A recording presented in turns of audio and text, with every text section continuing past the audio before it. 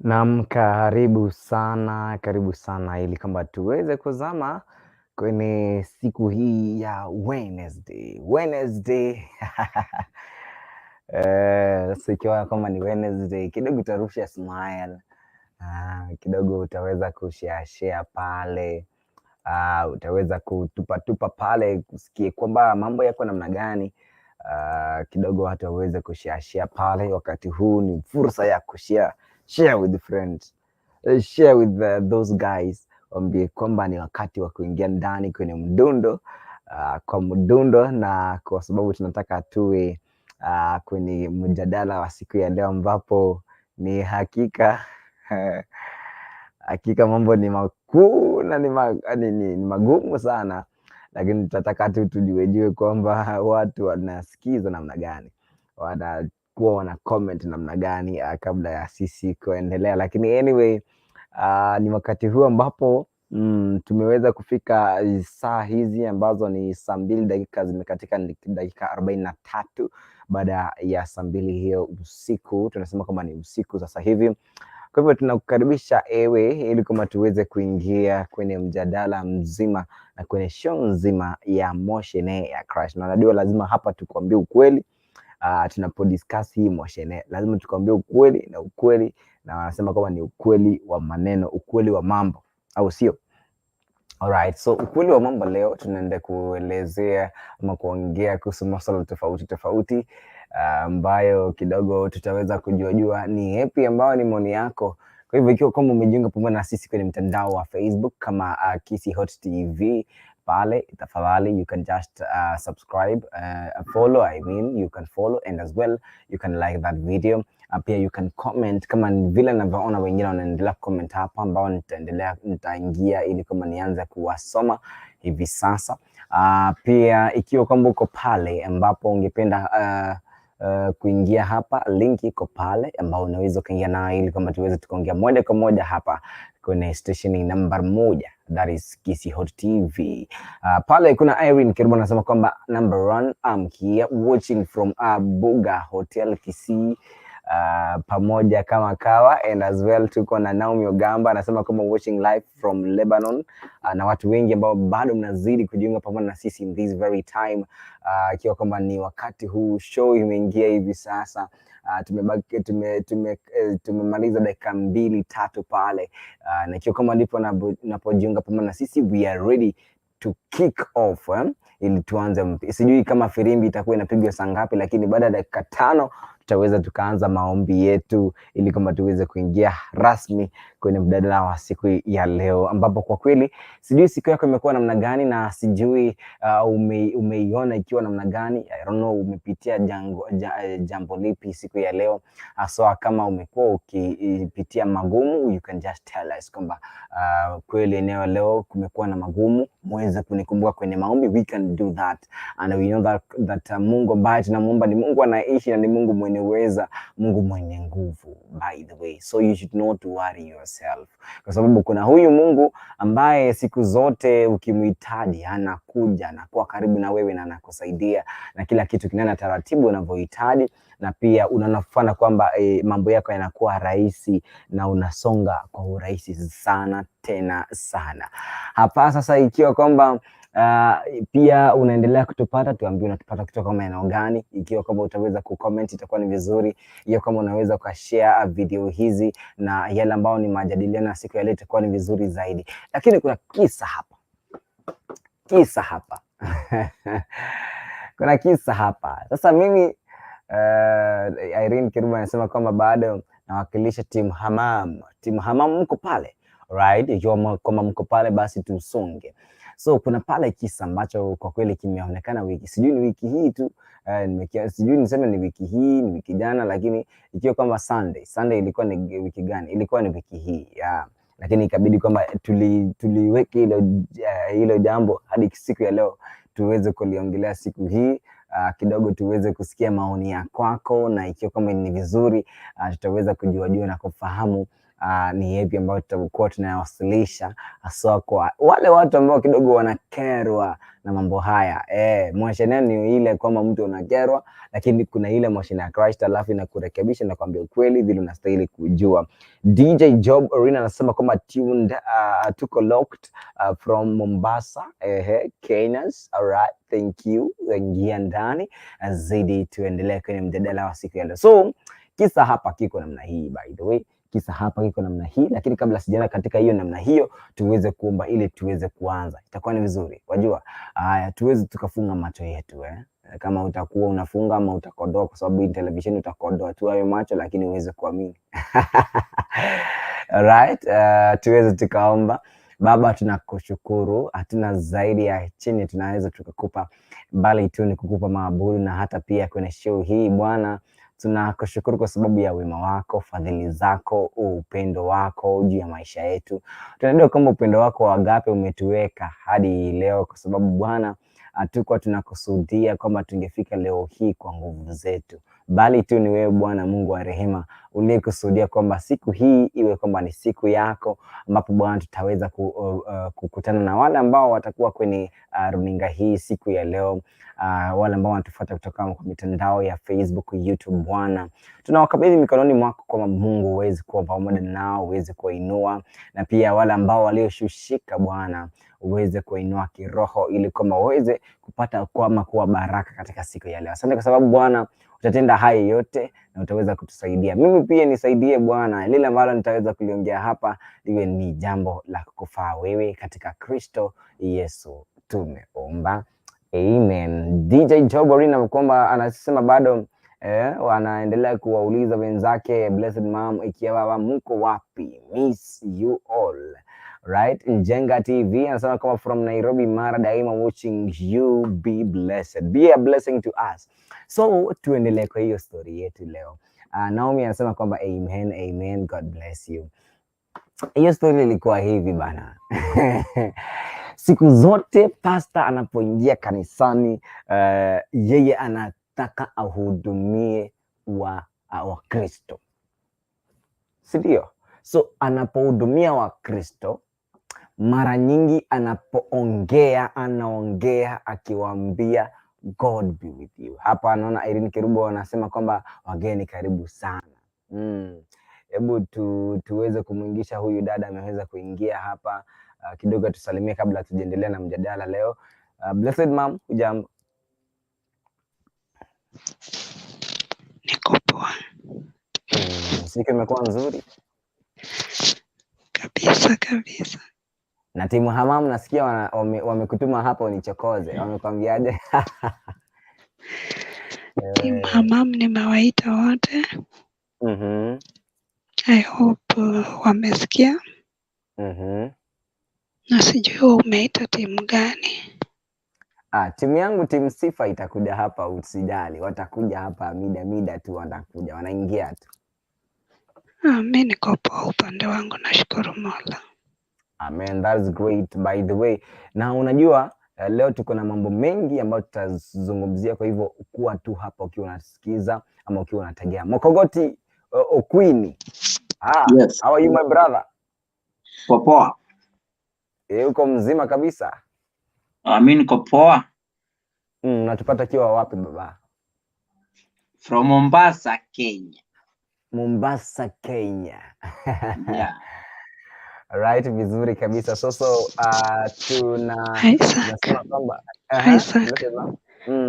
Isaac. Yes. Unajua kuna watu wanakujanga kutukoroga akili na unawaachilia hivyo. Jana ule nyota ndogo alikwambia kwa Mombasa. Ikienda kwa Mombasa.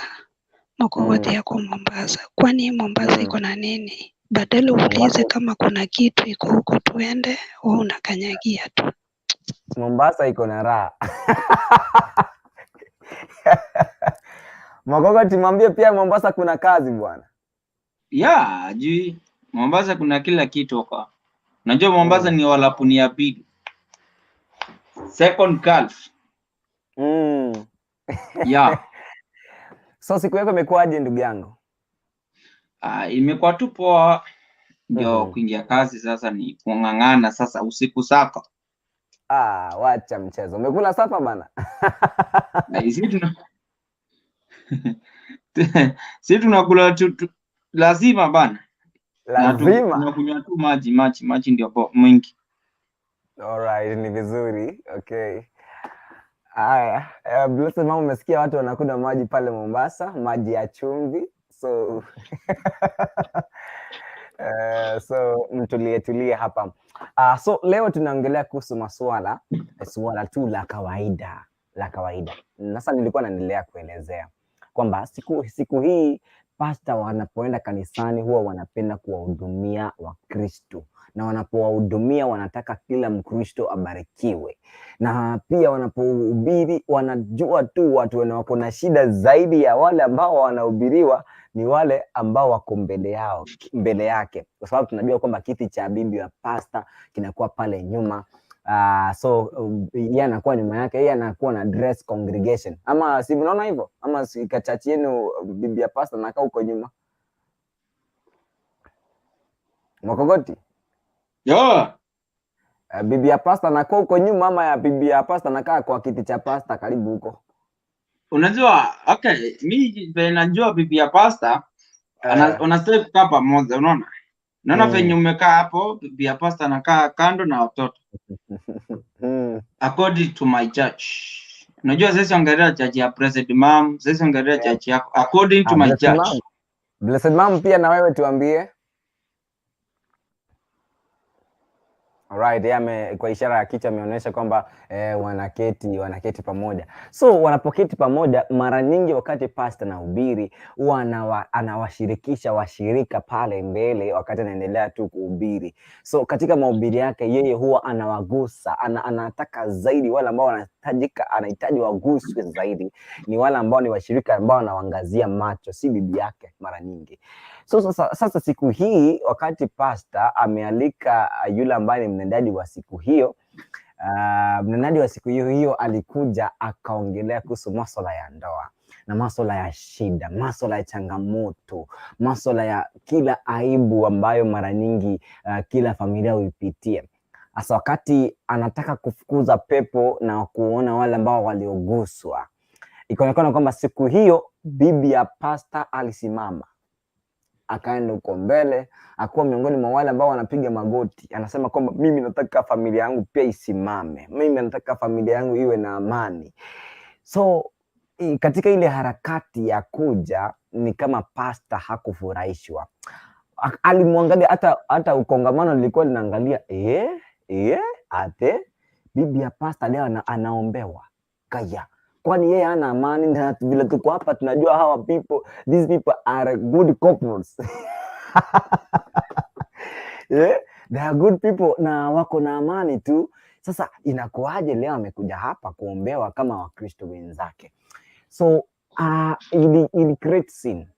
Wakati pastor alikuwa anamwangalia, alikuwa anamfanyia kichwa hivi kumuonesha kwamba tafadhali rudi nyuma, tafadhali rudi nyuma, enda tu keti tafadhali, hii ni story yetu, tutaongelea, tutaomba Mungu wetu atusaidie. But akasema hapana, mimi nataka niombewe kwa sababu mimi pia ninataka kubarikiwa, kwa sababu huyu ambaye amehubiri amenigusa na ninataka amani kwa familia yangu. Unaona sasa? So sasa tunataka tujue hapa, ni vizuri pia wakati kumeitishwa maombi pia yule hata kama ni bibi ya pasta akuja aweze kuombewa. Hapo sasa tunataka tujue pale ili tuweze kujua tutafanya namna gani mazee. Sasa tutafanya Blessed Mom, tunaanza na wewe kisha tutaenda kwake Mokogoti Okwini. Mimi kabla sijachangia ningependa nisome Matendo ya Mitume 12:1-3. Matendo ya Mitume, nimekuona pale Donaldis Keguaro na kuona pale, thank you. Ingia sasa. Umesema kwamba tunatafuta kitabu cha Matendo ya Mitume, sura ni ya 12 mstari wa 1 hadi 3. Acha niangalie kwenye Biblia ya simu yangu hapa, itaweza kanieleza vizuri. ili tuweze tukajua kwamba hili neno linaongelea nini. Meanwhile tukiendelea kutafuta hilo neno, Donadius Kegwaro, hujambo ndugu yangu?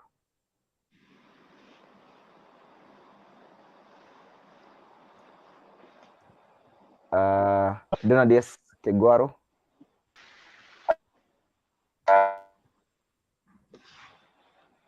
ni kama mitambo yako inasumbua. Nikidhani ukitumia audio itakuwa vizuri. Ukitumia audio itakuwa vizuri.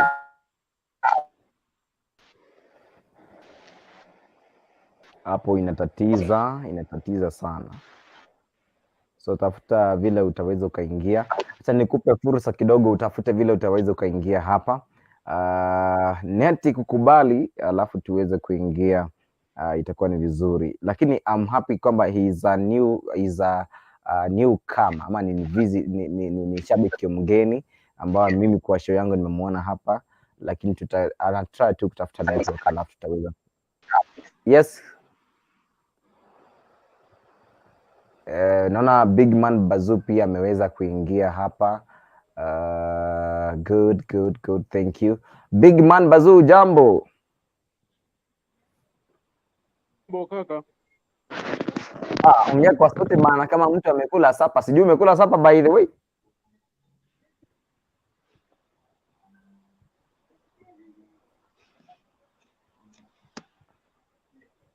Bazoo. Acha niseme nusu kwanza. Oh, it's okay. Sawa, okay. Twende. So uko vizuri kabisa? Niko salama. Nyinyi huku ndani mnaendelea aje? Tuko fiti kabisa. Mungu ametujalia, tumesonga, tunashukuru Mungu. Mungu anasaidia. Amen. Sasa tuko kwenye mjadala, lakini kidogo kabla sijakupisha pale, ili kama tuendelee kwenye mjadala, utatulia tu wewe tu mute mic, alafu utangoja tukiendelea kusoma Biblia fulani hapa. Tafadhali usiondoke.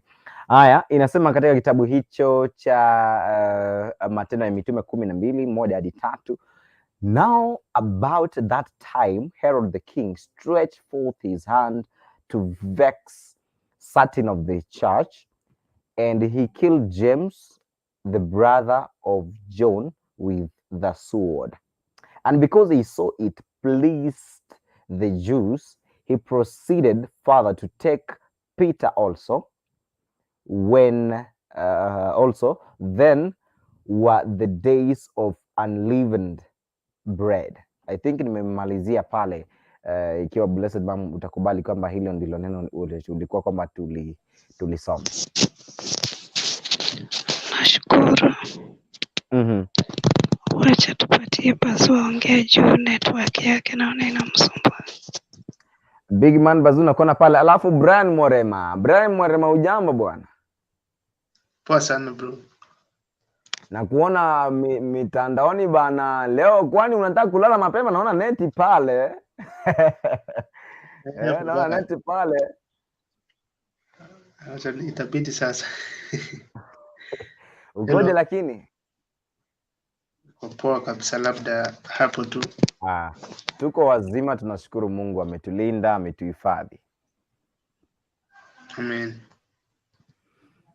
Karibu sana. Kwa hivyo leo umeshakula sapa kwanza, ndio tujue kama umekula sapa ama namna gani? Yeah, Hustler Life nishakula already. Alright, karibu wewe usiondoke bana. Usiondoke, wewe ingia hapo, tulia hapo, tukiendelea kwenye mjadala wetu. Kabla ya wewe kuendelea, sasa tulikuwa tunakukaribisha, alafu tuendelee na Blessed Mom. Nilikuwa naomba achangie mjadala juu net inaweza mtupa. Mimi niko sawa. Right, Brian Morema. Yes sir. Hapa tuna swala ambalo leo tunaliongelea haswa pale makanisani. Unajua kwamba bibi ya pasta huwa anaketi pamoja na pasta, sio? Na sasa siku moja ambapo mhubiri alikuwa huyo mhubiri ambaye ni mume wake alikuwa amealika rafiki yake kuja kufanya mahubiri kwa kanisa yake, na ikawezekana kwamba alipokuwa akihubiri alikuwa akihubiri kuhusu masuala ya familia, ikiwa baba anakuona pale karibu, alikuwa na akihubiri kuhusu ya masuala ya kifamilia. Alipokuwa akihubiri kuhusu ya masuala ya kifamilia, aligusa moyo wa bibi ya pasta, kwa sababu alikuwa akihubiri kuhusu amani kwenye ndoa na amani haswa kwenye familia za pasta, amani kwenye watoto wa pasta, na pia kuwa na msingi bora kwenye watoto wa pasta na msingi bora kwenye kanisa na kuwa na uwazi kwenye kanisa. Sasa haswa akagusa bibi ya pasta. Yeye kwa upande wake alikuwa anasema kwamba nataka Mungu anisaidie pia familia yangu isimame, niwe na amani, niwe kwamba na utulivu. Lakini ilionekana kwamba bwana yake alikuwa kwamba anamkataza, ambayo alikuwa ni pastor, the host of the church, alikuwa anakamkataza, anamwambia hiyo tutasuluhisha baadaye.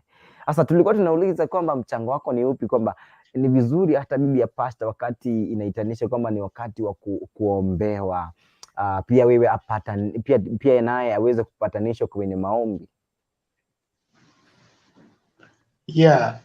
Kwa sehemu yangu naweza sema hello, nakupata. Yes baba, unanipata?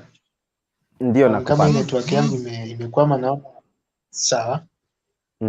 Okay, for my case naweza sema unajua kama familia ya pastor bado haijakuwa vizuri, so like kama haijakuwa step inahitajika, ama kama kuna shida, so like ni vizuri kuchukua hiyo mzigo, kama ni bibi ya pastor ama pastor mwenyewe pia aweze kuombewa. Ndio. Na kwa hivyo wewe una support kwamba ni vizuri aweze kuombewa? Unajua we are human beings na huenda hakuna mwenye ako complete, so kila mtu anahitaji maombi ya mwingine. Na wewe kidogo huoni kwamba inaleta picha mbaya, kwa sababu alikuwa akiongelea kuhusu masuala ya familia na unapata kwamba pastor ambaye anahudumu pale bibi yake pia ndo anajongea mbele kuombewa? Okay, unajua in our mentality tunasema ni vibaya ama haitakuwa vizuri, lakini ni vizuri tu jitokeze tu, you just go, unaombewa, hiyo maisha.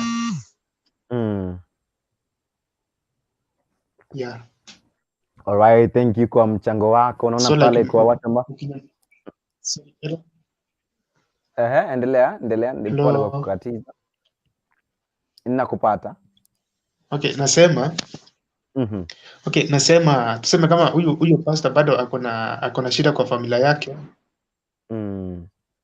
na ameshindwa kutatua, lakini ni vizuri tu aambie kama pastor wengine ama hata elders in the church ama wengine hapo hivyo, wachukue mzigo wamuombee, na all shall be well. Okay.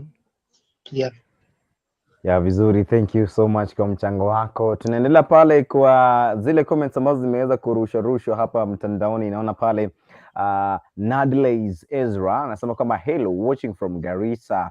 Thank you so much. Judy Kumbuka anasema kama high five everyone, high five to you. I see you all. We also see you wherever you are kwa team comment pale. So kwa watu ambao bado mnaendelea kutufuatilia kutoka kwa mitandao ya kijamii, Facebook, YouTube, like the video and just share with your friends. Na pia yaweza kuingia kwenye link hiyo ili kama tuweze kuingia kwenye maongezi haya ama mjadala huu mzima hadi pale tutakapofika kwenye kikomo chake, tutaweza kubarikiwa kwa pamoja. Asante sana brother Brian kwa sababu ya mchango wako. Umesema vizuri kwamba wewe unaona kwamba ni vizuri waweze kidogo aweze kuombewa kwa sababu yeye pia ni binadamu. Mchango wako Blessed Mom, nadhani kwamba ni upi?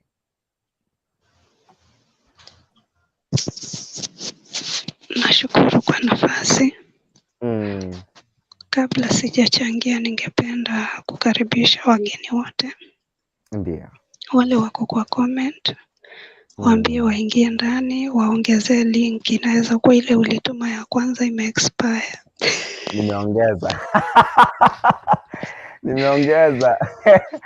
kama Yeah, by the way, vile Brian Mwarema ilinifanya ni ile siku. is a new visitor. Brian Mwarema is a new visitor, is a new fan. Leo ndiye ameingia, ametujoin live. We are happy brother Brian, karibu sana. Actually nilikosea kutokukaribisha, karibu sana. Feel Na at home. hata hajatuambia ako pande gani, labda yeye pia ako Mombasa. Huyu ameniambia, huyu yeye namjua, huyu is my friend, is one of my friends anaitwa Kwa hivyo Brian hayuko Mwarema. Mombasa. Yeye ako Kisii, ako eneo la Jogoo. Watu wa Mombasa hata leo wewe sijui leo uko Uganda, uko Mosocho Seito, leo uko hoteli gani Leo sasa niko sijui leo Elementaita. umetembea kwenda wapi? Leo niko Elementaita Nakuru. Elementaita iko kaunti gani? Sijui iko Kiambogo ama inaitwaje, mimi sielewi. Sasa ukienda pale Hapo unauliza iko nimekushika county. Hapo nimekushika. Iko kaunti gani? Alright, pole ndugu yangu. By the way, Blessed Mama alikuwa akijiuliza maswala mengi kuhusiana na vile wewe unatoka maeneo gani. So unaweza ukajitambulisha na useme maeneo yako, mahali unakoishi, maybe kama unakoishi si kwenyu, useme unaishi wapi, itakuwa ni vizuri.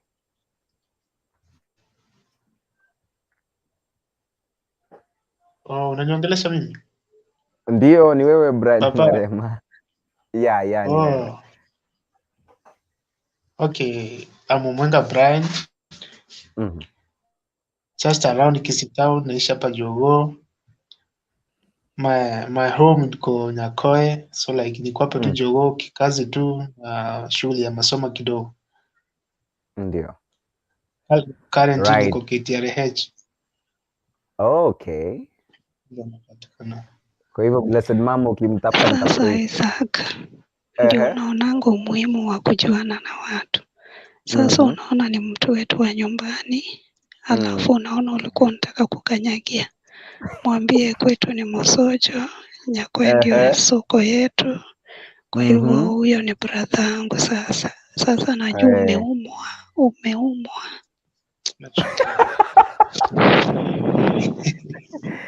Na unajua tulikuwa tushasoma kifungu hicho cha kitabu cha Acts na tulikuwa tunangoja uelezee, lakini kabla hujaanza kuelezea na nataka nisome comments pale. Delvin Morana anasema kama high five, nimewaona, tumekuona pia wewe pale unatuchungulia. Edward Simon anasema kama just joining, what happened with the pastor's wife? Endelea kuketi pale na kuendelea kufuatilia, tutajua what happened. Alafu Domi yule Mchelsea anasema kama neti mbaya leo. Of course leo ni mbaya, lakini tunajikakamua na Mungu anatusaidia. Rose K Keumbu anasema kwamba hi guys, hi to you. Na watu wanaendelea pia kuingia. Haya, tunakuja kwako Blessed Mom.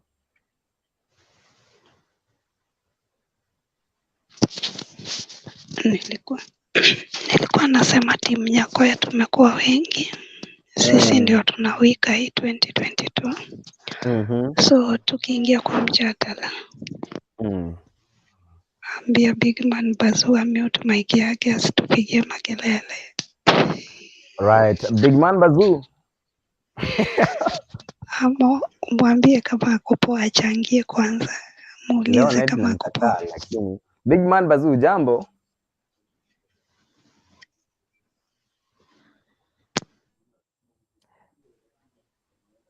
Big Man Bazoo. Ai. Leo neti nakuangusha, lakini tutarejea kwako. Tuendelee na wewe. Amefuliza. Huyo amefuliza ama akaokoa jahazi. So ya wewe jameni. Haya, tuendelee. Nilikuwa nataka kusema hivi.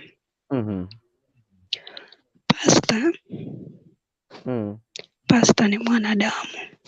Ndio. Akiwa mwanadamu anatumikia Mungu. Kwa hivyo anatumikia Mungu na tena yeye ni mwanadamu. Yale mambo unapitia wewe ambaye si pastor, hata pastor anayapitia. Kwa hivyo usione pastor ukasema ni malaika. Pastor pia wako na shida kwa manyumba zao.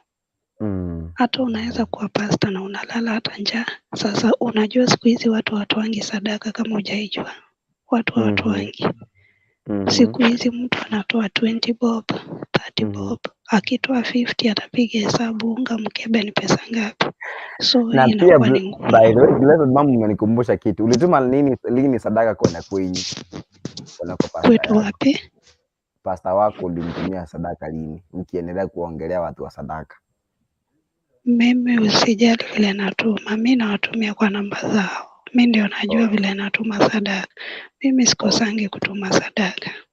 Ebu Bazu aongee kwanza, naona amevaa Valentine. Bazu? Niambie. Bana Bazu, ongea kwa sauti bana. Ongea kwa sauti kama mtu amebonda. Ndio naendelea kuponda saa hii. Okay. Yeah. Unatafuna nini bwana? Ninakula nyama. Okay, asante kwa nyama. Blessed mama ameshtuka.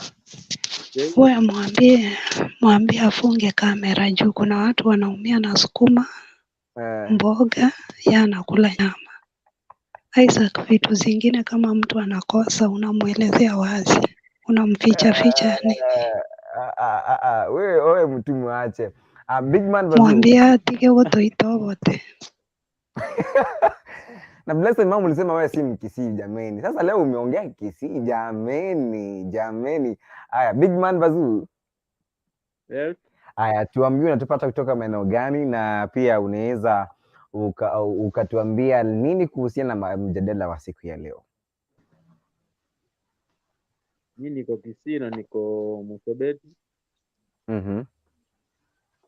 Na nimeingia saa hii network inanisumbua. Maybe mnaweza niambia mnaongelea nini? Blessed mom, by the way, wewe ndio mnaendeana na Big man Bazu, hebu muelezee leo. Ati mimi tunaendeana naye na nimekasirika. Umeona hiyo nyama ako nayo ni kilo ngapi mtu mmoja? Mimi hata simpei nafasi aongee. Simpei nafasi hata nilikuwa nimempea tena simpei. Mwacha mimi nichangie hata neti kimtupa sitaki kujua. Mimi nilikuwa nasema hivi juu nimekasirika.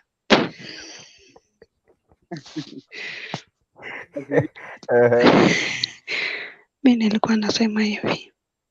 Pastor ni mwanadamu kama mtu mwingine. Na pastor pia kuna mambo wanapitia kwa manyumba zao. So wakati mtu amekuja kanisani na amekuja kuhubiri na anataka kuombea watu, mimi sioni kama ni vibaya bibi ya pastor kuombewa, hata watoto kuombewa. Msioni kama ni vibaya. Mimi nasema ni sawa, kwa sababu wakati unaombewa roho yako inafunguka, unakuwa free. Lakini ukiogopa ati jueni bibi ya pastor usiende pale kuombewa, hiyo kitu inakufunga huko ndani, unaumia kiundani. Na hiyo kuumia kiundani si vizuri. Wacha man Bazu achangie na umwambie afunge kamera. Big man Bazu, unatafuna kwa sauti bwana. Hebu ongea bwana tukusikize.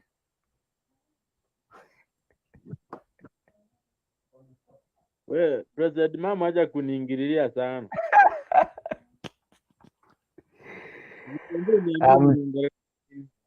Utaki kuniambia? Mjadala wa leo Big man Bazu ni kuhusiana na ikiwa kwamba ni vizuri bibi ya pastor kuombewa, yani kuenda huko mbele ya madhabahu na yeye pia aweze kujumuika na wengine aweze kuombewa.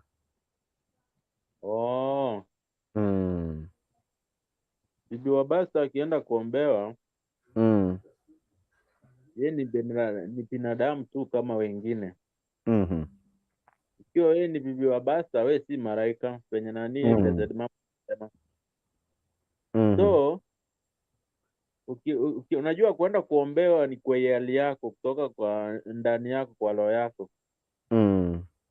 Na sana mtu akiamua kwenda kuombewa, kuna chenye kimefanya ndio aende kuombewa.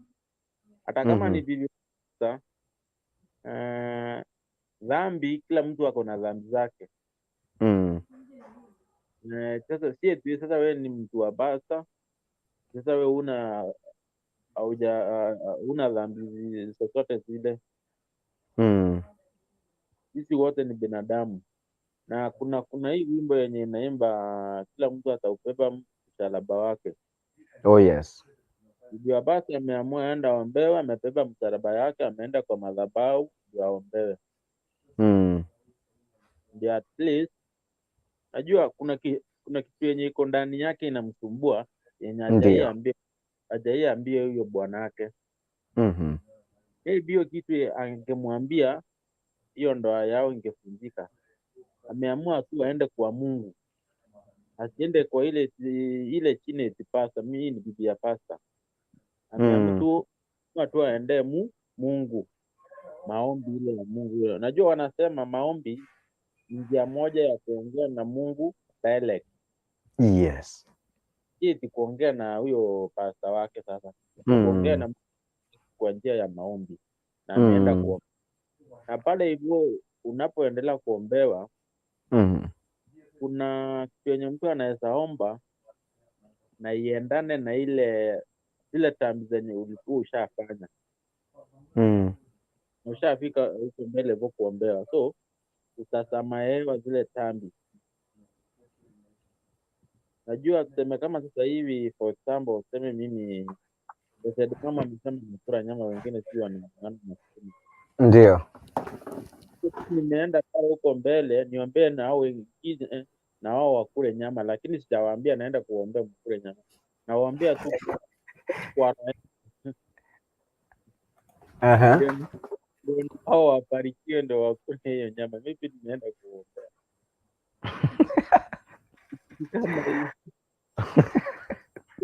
Kuna makosa yote ile bibi ya pasta akienda kuombewa. Although wale wengine wana network imemtupa pale, lakini tumerejea kwako Blessed Mom. By the way, Blessed Mom, mimi siagree na nyinyi. Nyinyi mnaangalia on your own way. Mimi sijagree na nyinyi. Mimi naangalia kivyangu.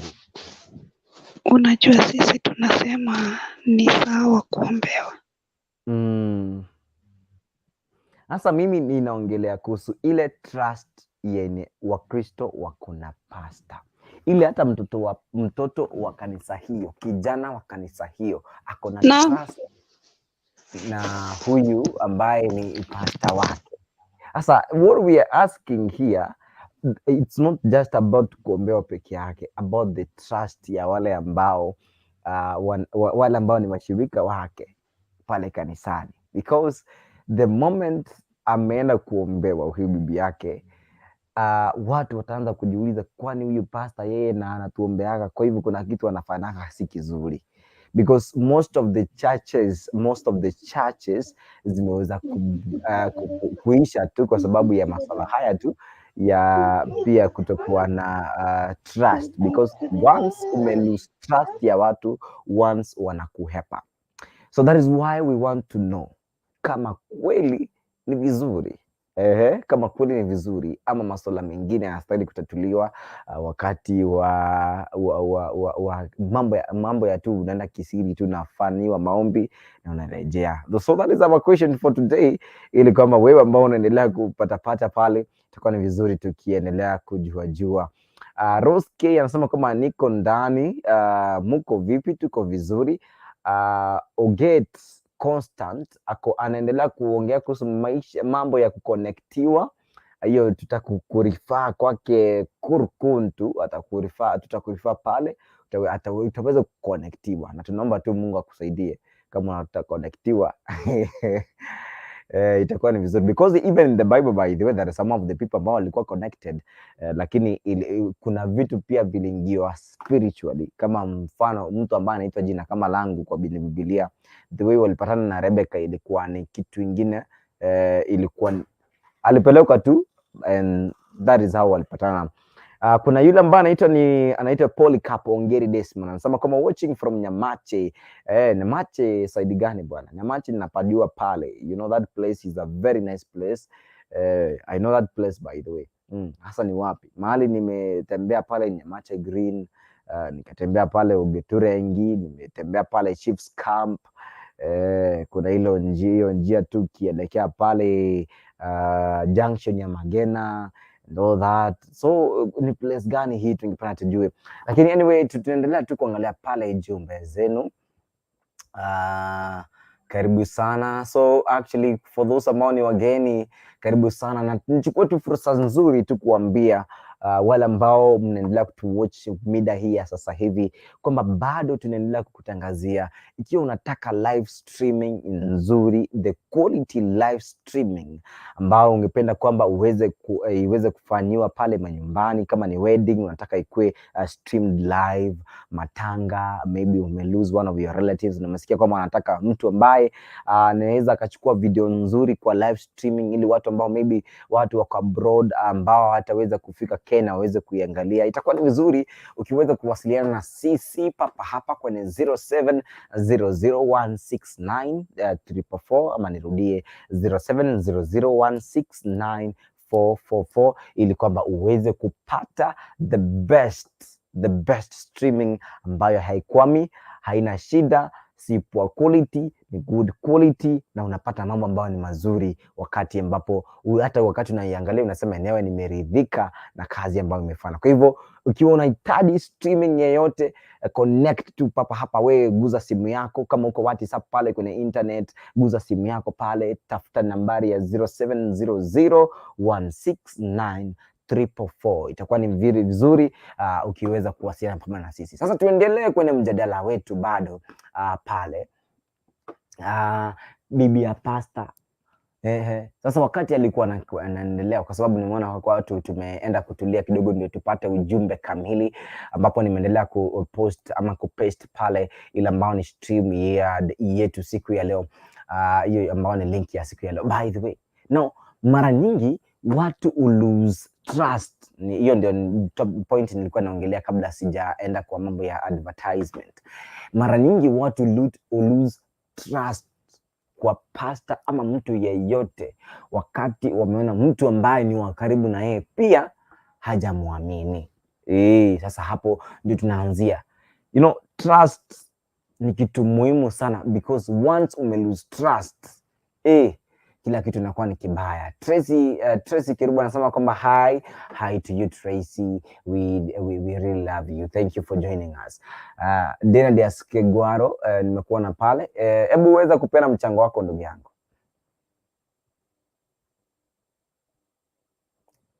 Leonard Kegwaro, sijui kama unatupata. Utanmute mic yako kwa sababu iko muted pale.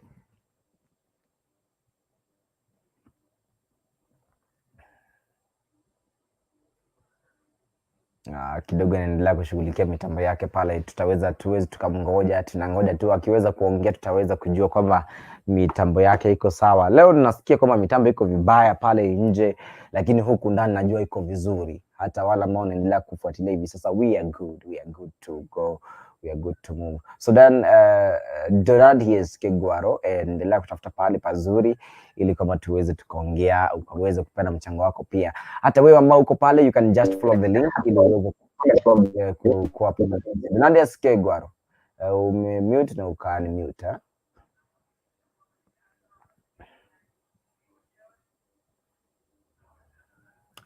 Alright. So tunasema hivi. Kitu ambacho mara nyingi hata kwenye watoto wako, because we are talking about, now we are going to give a revelation. Kitu kidogo tu. Baba hako hapa, watoto wako hapa. Nataka tuelewe tu hivi. Baba uko hapa, watoto wako upande huu. And mama anaendelea kulia, analilia jirani. Hakulilii wewe baba, analilia jirani.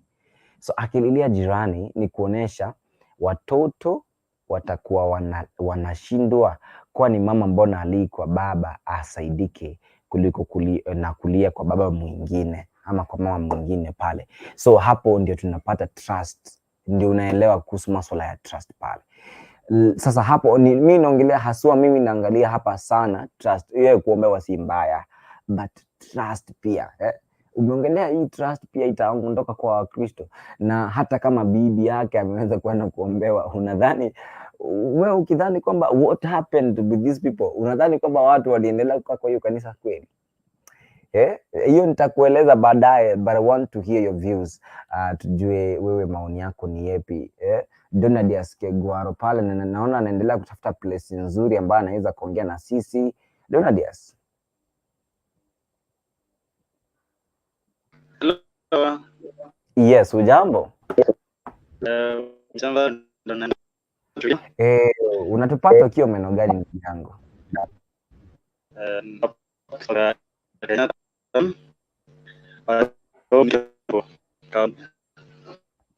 Mitambo yako inatatiza bado.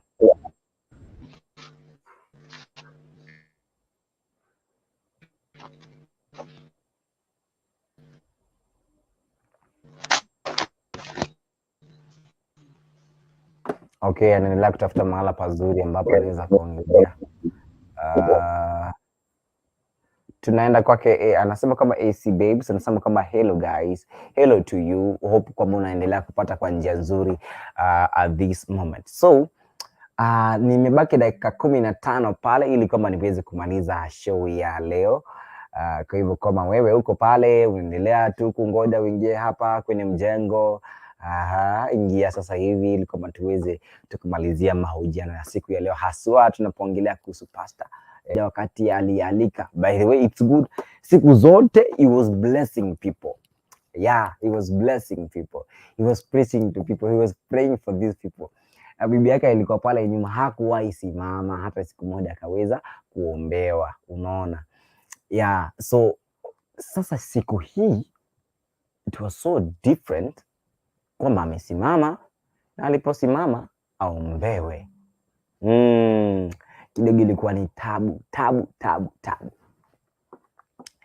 Bwana akaanza kusema tafadhali rudi, yani ile hapana. Yani anaonyesha kutoka mbali, hapana, usikuje tafadhali, we rudi, tutaongea haya maswala nyumbani ama tutakuombea baadaye. Yes, but you know, vitu zingine nilisema jana tunastahili tuvifanya in a wise way. Mimi kwa upande wangu tupane tu maoni yangu kabla sijamaliza kwa upana, kwa sababu naona kama wakati wetu tunaendelea kuyoyoma na kuondoka hapa, inabidi tuondoke kwa sababu mida mingine hapo kuna wale ambao wataweza kuingia hapa hewani.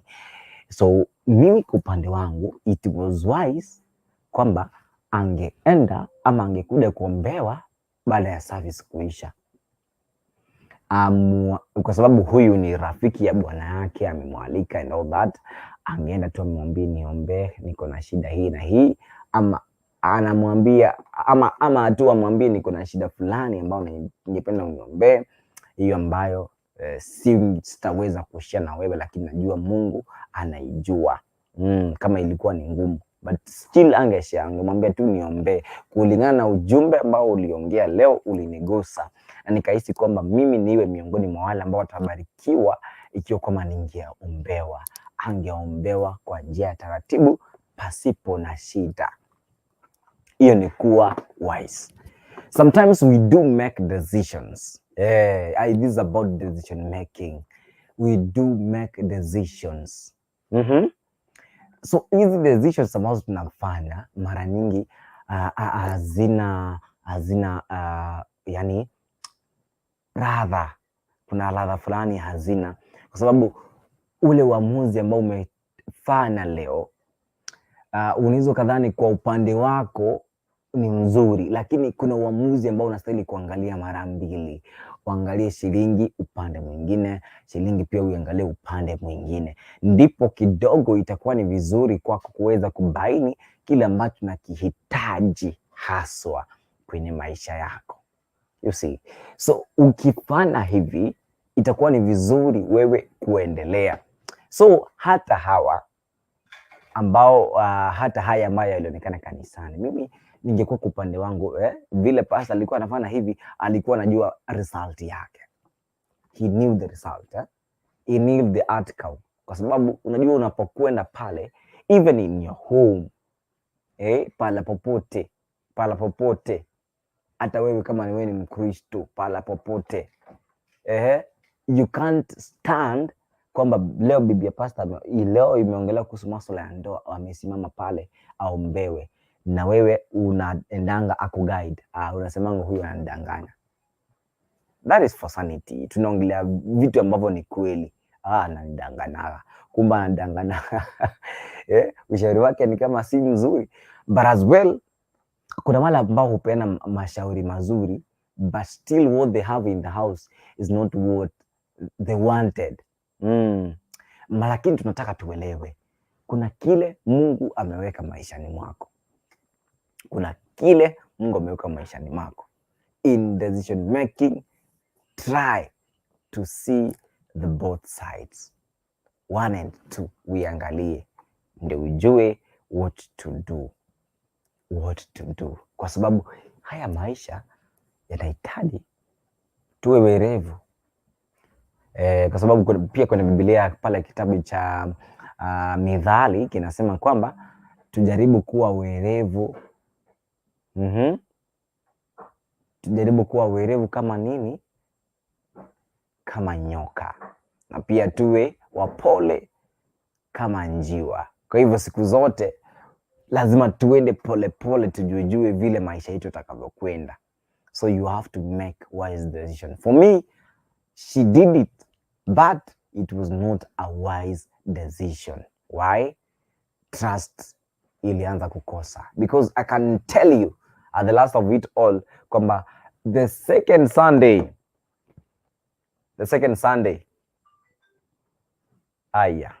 ilikuwa ni ushuhuda. Ilikuwa ni siku ya ushuhuda. Ushuhuda. So the Nadia's Kegwaro, nikidhani kwamba hivi sasa everything is okay. Ikiwa kwamba nitakupa nafasi uongee, natumai kwamba net yako imekubali. Nadia's Kegwaro.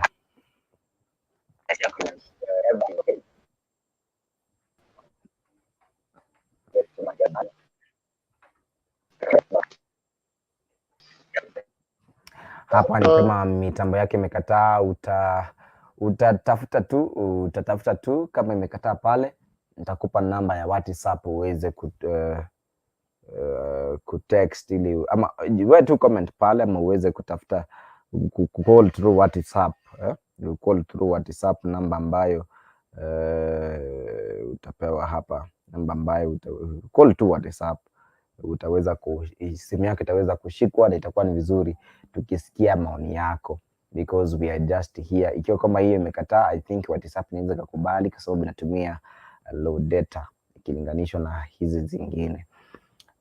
Still we are on the same, tukisema kwamba bado tunaendelea kukwama kwa hili jambo, tukisema trust ilikosa kwa sababu the second Sunday ilikuwa ni ushuhuda. Ushuhuda ulikuwa namna gani bwana? Ushuhuda ulikuwa ni kwamba sasa kuanzia leo tunataka mtu fulani atuhubirie. Haya. Na unajua a quote of the church kulingana na lile ambalo lilikuwa tu pale liliweza kuenda. So leo tukikuwa na hii motion ya Christ ni kujaribu kukujenga na zile facts zitaweza kukusaidia wewe kama pastor, wewe kama bibi ya pastor, wewe kama mtu yeyote ambaye pia ni wa kiongozi. Pia hata viongozi wanakuwa na masuala mengi. So viongozi wote kama kanisani, leo ilikuwa ni siku yenu. Today, leo ikiwa ni Wednesday, ilikuwa ni siku yenu. Kwa sababu tunataka pia watu waelewe kwamba hiki na hiki kina happen, hiki na hiki kina happen, you see. So itakuwa ni vizuri tukijua na tukielewa kwamba haya ndio yaliweza kuweza kuonekana. Pia hatutaki yaonekane tena to your church, to your life, kwa maisha. Hatutaki haya yaonekane. Tunataka tuwe na watu ambao wako blessed, watu ambao wanasonga, watu ambao maisha yao si yale ya kitambo, si yale ya awali. Ni maisha ambayo wanasonga hatua baada ya hatua. You see? So in this or by so doing, unapata kwamba tunaendelea kwa njia taratibu. So whatever we are doing, tufanye kwa sababu ya kusaidia maisha yetu, kujaribu kujikimisha na kujaribu kusonga mbele kwa njia ya taratibu. Naona nyota ndogo ameingia kwenye mjengo. Nyota ndogo, Bwana Yesu asifiwe. Amen. Uko mzima? Niko mzima ya. Jana ulikuwa Mombasa, nikidhani leo umerudi mahali ulikuwa kazi. Sasa leo uko maeneo gani? What about you? Mimi niko pale. Uko pale Mombasa? Yes, I have there. How are you doing, by the way? I'm good. God is great. God is great. Ametulinda, tunaishi kwa I'm fine too. Yes, I'm thanking God for the gift of life. Yes. Yeah. Thank you. Karibu sana. Hebu tupe mchango wako. Yani ukiona kwamba kuna pasta hapa ambaye bibi yake wakati pasta alikuwa amealika mtumishi mwingine kutoka kanisa nyingine akakuja kuminister kanisani mwake. Sasa wakati alikuwa anahubiri aliongelea kuhusu ya masuala ya ndoa na vile tutaishi kwenye amani. Sasa unajua pasta na bibi yake huwa wanakaa huko mbele, lakini hiyo siku ilikuwa ni kushtusha sana, ama ilikuwa ni kushtua sana, kwa sababu bibi yake alikuja akaanza alikuwa anataka aombewe, lakini pasta ni kama alikuwa anakataa asikuje kuombewa, lakini bibi alisisitiza kwamba pia mimi nataka niombewe. Kwa hivyo yeye kulingana na yeye alisema kwamba ni vizuri niweze kuombewa. Sijui kama wewe unaona kitendo hiki ama jambo hatua hii ya bibi ya pasta mali chukua kwenda kuombewa, unaona kwamba ni nzuri ama si nzuri? Tuningependa kujua ujumbe wako. Hiyo ni ngumu, but wacha nijaribu. Jaribu. So yani umeongea bibi ndiye alikuwa anataka maombi, si ndio aombewe? Ndio. Na huyu pasta mgeni ama mwingine? Pasta ambaye ni mgeni ambaye alikuja kanisani, ambaye alikuwa ni rafiki ya bwana yake ambaye pia ni pasta. Mi wacha niongee si vibaya, because sometimes you can get that huyu mwanamke alikuwa na shida nyingi, ama shida yenye angeweza kuileta kwa bwanake amwambie niko na hii shida niombe, ama upate huyu pasta ndiye alikuwa na shida kwa huyu mwanamke, so yani alikuwa na ficha, si unaona? Lakini sababu huyu pasta mwingine si bwanake, akaona ni heri aende afichulie ile siri huko ama shida ile huku aweze kumwombea. Sioni kama ni vibaya, because you can get, yes you are a pastor, but unapata kuna things zenye unafanya ambavyo hazifai ama si poa, so inakuanga shida. Kama wife yako kukuambia pasta unafanya vibaya hapa, na siwezi nikakwambia we kama bwanangu ingawa we ni pasta eti niombee ama nataka maombi, si unaona? Yes. That's what is it. So aliona ni vile huyu ni mwingine si yule wake, wacha yani alete hiyo tatisho ama hilo tatizo kwa huyo aweze muombea, sometimes ataweza msaidia yani badala ya mume wake, si unaona? Mi sioni kuna ubaya hapo, sababu pasta, wacha nikuambie, kuna pastors wenye wako tricky, somehow tricky. Yes, wako pasta wanasema wako pasta wanafanyia Mungu kazi, but yani ukienda huko nje ama yani matendo ambayo wanafanya sometimes yani it is not rated good to God, ama yani hawafanyi poa vile inahitajika kama mtumishi wa Mungu, si unaona? Mi nitaweza kuwa pasta mwanamke wako ama we mume wangu, but in the you do to me, ama the way you handle me, ama the way you treat me, you are not treating me well. So wacha nikuambie, mi nitatafuta huyo pasta mwingine wa kando, nimwambie pasta, unajua niko na shida hii na hii, please niombe. Lakini usiende kumwambia yule bwanangu kwamba nilikuja hapo nikahitaji maombi, ama usiende kunitaja eti Juli mkeo wa pasta alikuja akaniambia akona shida hii na ile niweze muombea. Hapana, hiyo itakuwa secret. Hiyo itakuwa secret. Nyotandogo haujanipata vizuri. Hapa imekuwa hadharani kanisani. Hapo ni baada ya pasta, huyo pasta mwingine alialikwa na hii familia kuja kuhubiri baada ya yeye kumaliza mahubiri. Sasa yeye baada ya mahubiri hayo tu akakuja ghafla tu, wakati alisema sasa ni wakati wa watu kuja kuombewa. Pia bibi ya pasta akatoka pale mbele akachukua hatua, akakuja pia awe miongoni mwa wale watakao ombewa ili familia zao zisimame. Yes, ndio nakuambia, maybe huyu pasta mwenye ameoa mke sometimes alikuwa na some bad issues, ama yani mienendo si poa, ndio sababu huyu mwingine huyu mwanamke wake akadecide wacha niende niombewe. Kuna sababu, si bure. Si bure. Na ujue kwamba mganga ajigangi. Ajigangi.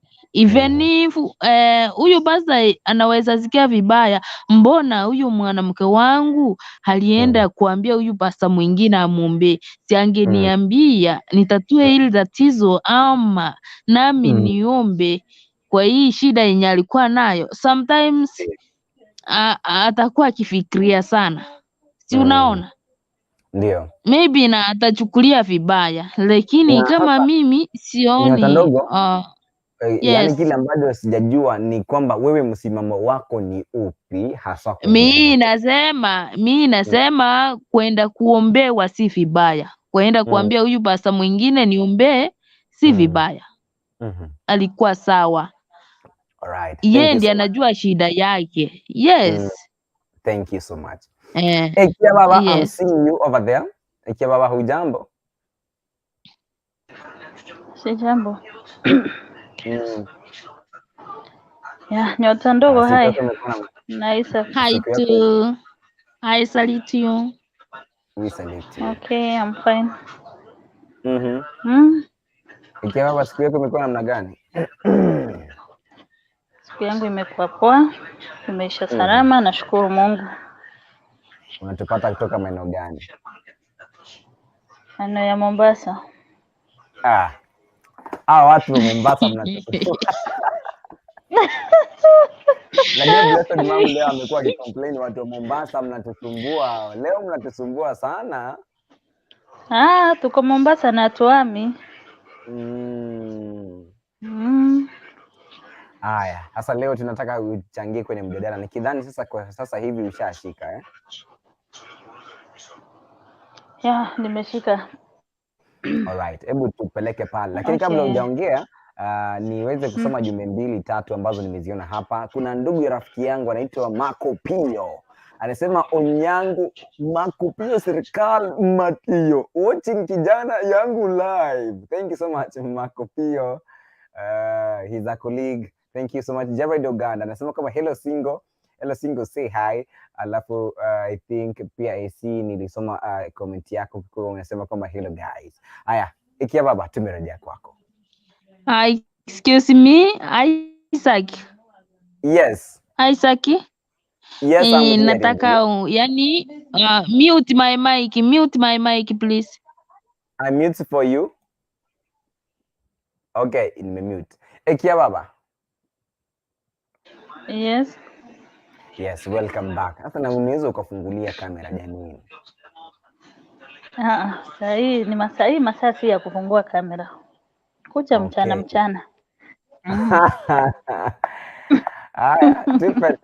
Tupe ule mchana. Na unajua huku Mombasa kuna choto, sahi tumelala tu.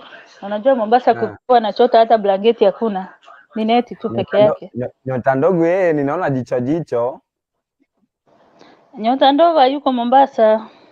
Amesema yuko Mombasa. Wewe unataka kuharibia nyota ndogo TV? Huyu alihama Kenya kwa Nairobi.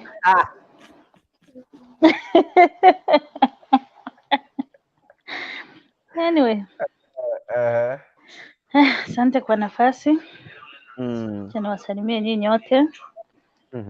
Nianze na wewe Isaac, nyota ndogo na wote wenye kwa comment ya mjambo. Hatujambo. Okay, mimi kitu yenye naweza sema kwa mjadala kusema aombewe haina shida, lakini sasa makosa yenye alifanya ni kusema pale hadharani watu wakiwa na kila mtu akiwa anasikia aombewe, unaona? Na ila bwana yake ni pastor. Hiyo picha si mzuri kwa sababu hata watu wenye wao wanashiriki katika hiyo kanisa wakisikia hivyo atakuwa amepoteza hata watu, hata imani yao itashuka. Na hata atakuwa ameshusha bwana yake sana. Kuombewa sio shida. Lakini angeenda tu, angemwacha tu amalize kabisa, ampeleke tu kando, basi amwambie mimi nina shida, nataka uniombee. Lakini si pale angemwambia hadharani mbele ya watu. Hiyo sasa ni kuonyesha huyu pastor hata hakuna kitu anafanya, si mtu wa Mungu, unaona? Yaani kuna vitu mingi watu wanaweza jichazia hapo. Kwa hivyo mimi naona alifanya makosa. Okay. Kuombewa si mbaya, lakini kwa njia alienda kufanyia maombi ilikuwa ni njia mbaya. Tumekupata sana, kwa sababu hiyo hata hakuna mtu mwenye atamwamini. Hata akijaribu kusema kitu, yani itakuwa sasa hata yani madharau imesidi. Amemshushia heshima yake, kila kitu, mpaka imani kwake. Sasa hata waumini watakataa kukuja hiyo kanisa sababu wanasema ile kanisa haina roho. Pale tu ni kuenda tu, yani hakuna kitu inafanyika pale. Ikiwa paka bibi yake anaenda kuombewa nje. Kwa hivyo hata bibi yake mwenyewe hakuna kitu anafanya, wale wako tu kwa sababu ya pesa ya sadaka tu. Yeah, thank you. So watu okay, unmute nyota ndogo, anataka kuongezea. Nyota ndogo ameinua mkono. Nyota ndogo. Ikiwa wewe unasema nini? Wacha nikuulize. Sometimes yani wacha mimi niliongelea yani juu ya pasta peke yake. Wacha niongezee, ikiwa unaweza pata huyu mwanamke naye alikuwa sometimes alikuwa na shida kwake. Saa akaona wasaambie huyu pasta muombe. Na kuna hili jambo umesema hakuonyesha mfano mwema mbele ya watu, si unaona? Sometimes alionyesha madarau. Hapana, mimi wacha nikwambia kuonyesha madarau. Saa mbona yani ajifije kumchukua kando, kumwambililia kando, hiyo ni kama ni kuchificha. Si unaona? Ni kuchificha. Saa ni vizuri alichitolea, kila mtu akamuona ako na shida ya kuombewa. Lakini kwenda kumwambia kando kiniombee kando, hiyo ni kama ni kuchificha. Si unaona? Angalia Julie. Ngoja kwanza nikukate hapo. Ni kama walikuwa wanahitaji maombi, kama kuna shida yake kivyake, angemwambia mbele ya watu. Kuna vitu zingine watu tunatoanga kwa nyumba, hiyo ni kama kufuana nguo. Unaona? Na kwanza yeye kama mtu mwenye anaamini kama bibi ya pastor, chukua imani yake, apige magoti aombe. Lakini kuombewa sio shida. But kitu yenye alifanya si poa. Mimi siwezi kubaliana na wewe hata kidogo. Haya, kama ilikuwa tu ni shida ya watu wote, angeambia bwanake, acha tuombe. Unajua sasa wangeombewa wote, watu wangesema huyu ni pastor mwenzake, lazima maombi fanye nini? Lazima wasaidiane kwa maombi. Unajua mganga ajigangi ni sawa. Hata daktari hasi akachitibu. Lakini akufanya vizuri mbele ya watu. Alright, nikidhani kama wewe yani unaweza sema, wewe unasema yani angemchukua kando amwambililie uko sawa. Unaona Julie, hapo ni mbele ya watu. Angeacha hata watu waende, haina shida. Alafu ambie pastor muombe. Haya, kuna shida sana alikuwa anataka kumwambia. kuna wale mapasta wenye wanaomba mpaka kwa maombi wanaona maono zingine, anaanza kukuuliza maswali. Sasa hizo vitu na wakianza kuulizwa, si unaona hata wamepoteza imani zao hapo kanisani. Watafanya mpaka watu hata kuanza kuwachukulia vibaya. Na wale pastors ambao ni hypocrites, unajua hypocrites, upate huyo pastor mume wake alikuwa hypocrite, yani mwenye wewe wacha kucheka Isaac. Mimi unajua nasema ukweli, hata kama ni wa uongo, ngoja kidogo, hata kama ni wa uongo vema. Mimi wacha nikuambie kia baba, iwe ni mimi nitasimama huko, siwezi nikatali watu wananiona watamuonaje. I have to put my problem yani openly. Siwezi tuachane na mambo na kusema kumwambia tuache na mambo kusema huyo ni pastor. Tuache sasa na mambo ya pastor. Kumbuka huyo ni mume wake. Hiyo ni kama kutoa siri zao za nyumba nje. Alright. Huyo ni mume wake. Wacha tuachane na hiyo. Wacha nikwambie, unatuliza ukiumia. Nikidhani kia baba na nyota ndogo mmeelezana vizuri. Nataka tu tupeane solutions, nataka tupeane solution kwa sababu wakati wetu unaona kwamba unasonga sana na ushayoyoma. Ukiangalia pale kwenye simu yako unaona kwamba saa zetu zimeenda sana. So unataka tu uelewe hivi, nyota ndogo, kuombewa hatujasema ni mbaya, na even ndo niliconclude kuombewa si mbaya. Lakini kuna vitu vingi ambavyo vinavyoonekana kwa macho yetu kuwa vizuri, lakini kabla hatujajudge ama kabla hatujaangalia sehemu zote mbili, pia tukumbuke kuna sanity, kuna njia fulani unafanya vitu ili vionekane kuwa sawa. There is some things that tunafanya in a sanity way. So hiyo ndio tunasemanga sanity way, ni ile kwamba tunafanya mambo ili kwamba kidogo usikwaze mtu na kidogo iwe vizuri. Sasa ndio hivyo, kwa sababu hawa ndio wenye kanisa, angeenda hata amwambie mume wake, mimi nahisi ni kama tunahitaji tuombewe, waende tu wawasiliane, alafu wakisha wasiliana waagree. Asipo agree ndipo sasa itabidi kwamba amefanya nini, ameombewa tena kando, kwa sababu bado atamwambia, anaweza akamwambia jambo kama hili, kwa sababu wanaposhauriana watu wawili ama watembea hapo watu wawili wanasema kwamba wameelewana, kuna mapatano. Kwa hivyo hao ni watu wa ndoa moja, wamepatana na ni familia, na hawataki kulose washirika kwa sababu ya mambo ambayo ni ya kwao manyumbani. Kwa hivyo wangeenda kwa siri, waulize ushauri kwa siri, na pia wangeombewa kwa siri. That is why unasema kwamba kuna wakati mwingine kuna maombi ambao tunahitaji ya asiri kuliko hadharani. Kuna watu ambao huombewa hata wokovu sirini, alafu wanakuja hadharani baadaye kwenye kanisa kushuhudia kwamba sisi tuliokoka. Kwa sababu kuna vitu ambavyo watu wanajua ambavyo hawataki watu wengine wavijue, lakini kuna mtu mmoja wanataka washare secrets na yeye. Tunaelewana? So that is how things should be done. Hata wewe nyota ndogo ukiwa pale manyumbani, hata kwenye familia yako pia usifanye vitu vingine ili kwamba wewe don't satisfy yourself ukiwa kwamba mko wawili. Unajua nini ni mwili mmoja, kwa hivyo inabidi kwamba muelewane, muwe na mapatano, na kwa sababu kanisa ndiyo Kristo. Ndio kusikue na mwashene kanisani, kukue tu na mwashene ya Christ. Lazima pawe na mapatano. Irene Keruba anasema kama naona timu Mombasa wako ndani. Kwa hivyo timu Mombasa mko mnapenda sana. Isaac, nakuuliza.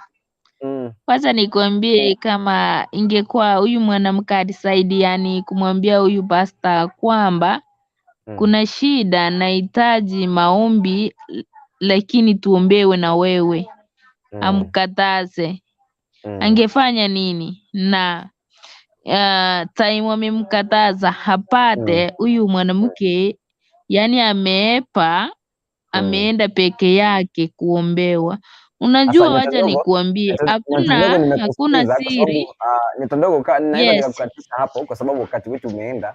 Naweza nikakwambia hivi, kuna vitu ambavyo mara nyingi mimi navisema ni kwamba hatuweki akili ya kitu ambacho hakikufanyika. Siku zote usiweke kitu ambacho ni imagination kwa kitu ambacho kishafanyika. Imagination haiwezi ingia kwa kitu ambacho kimefanyika kabisa, kwa sababu ni kama useme maji yamemwagika chini, yakisha mwagika yatazoleka, na tuna vitu ambavyo like hatuna reverse, unaona? So hakushare na bwanake, na huo ndio ukweli, yeye alienda hivyo, unaona? Yeye ni pastor. So ukiwa unatunza kanisa lazima muwe na mapatano. That is why unasikia kwamba kanisa ina refer pastor kama father na mama kama bibi, ya pastor kama mom. Hao ni watu ambao ni watu wa moja. So kitu ambacho hawakufanya ni kushauriana. Ekiri mbakoreti, let me just talk in Kikisi. Ekiri mbakoreti, yani kukaa pamoja kuongea. Julie, hata kama angemwambia mkataze, yeye bado angepata muda ya kupatana na huyo pastor, sababu kumbuka kama pastor ni marafiki na ako na bibi. Angechukua tu namba ye bibi yake aende pale, ingeshindikana. Lakini mimi siwezi kubaliana kabisa, hiyo ni kutoana nguo, ni kutoa mambo yenu ya ndani nje. Nilikuwa inagucha point ingine, nasema hivi, yani sometimes kuna wengine wafichi siri. Sometimes yes, of course huyu mwanamke angeenda waongee na huyu pastor kando amuombe, lakini kuna yani hawa tunasema wako na midomo mirefu. Sometimes ataenda ongea kwa marafiki mengine. Hao wako na midomo mirefu na kandogo, ndio tunaombea leo waweze kusaidika na waweze kujua ni vizuri kuwa na ataenda tena ongea kwa mwenziwe. Unajua Julie alikuwa na shida hii, akakuja even if akuna baba pastor ama mzee wake ni pastor, nikamwombea na hivi na hivi. Si unaona? Saa hiyo nini ikisikika itakuwa nayo mambo mengine. Nyota ndogo, unaona kwamba stories zako hazitaisha leo, tutaongea kesho ikiwa unataka turikali. Tutaongea kesho. Otherwise, thank you so much for your time, kwa sababu wakati wetu umeenda kabisa. Naona kama imefika mida ya saa 4 na nastahili kutoka hapa sana. Anyway, thank you for your time. Thank you for those people who have been following all along kutoka kwa mitambo ya Facebook, mtambo wetu wa YouTube. God bless you. Wakati wangu umeisha. Let me say shalom, shalom. May the grace of our Lord Jesus Christ and the love of God and the fellowship of the Holy Spirit be with us now and forevermore. Amen and amen. Amen. Good night. Kila mmoja leo ameweza kupata nafasi ya kuongea. Iki baba, good night. Nyota ndogo, good night. Tupatane pale siku nyingine, lakini you too. Kwa sababu kuna yule kurukuntu anaingia hapa mida ya Sunday. Lakini Julie, kesho tulikuwa tumeambiwa hapa kuna bash. Natujui nani anakuja kukata keki. Kesho. Alright. Kwa masuala ya kesho, by the way, it's my birthday. I'm counting some 2 hours actually. 2 hours pekee ndio zimebakia ili tupost picha ya birthday. Otherwise hiyo tutaongea. So kesho kwenye mpango mzima tutaweza kujua kama keki itafanywa kwa studio ama itafanywa nyumbani ama haitafanywa. So si tunangojea. Anyway, thank you so much. Thank you for your time. May God bless you. Goodbye.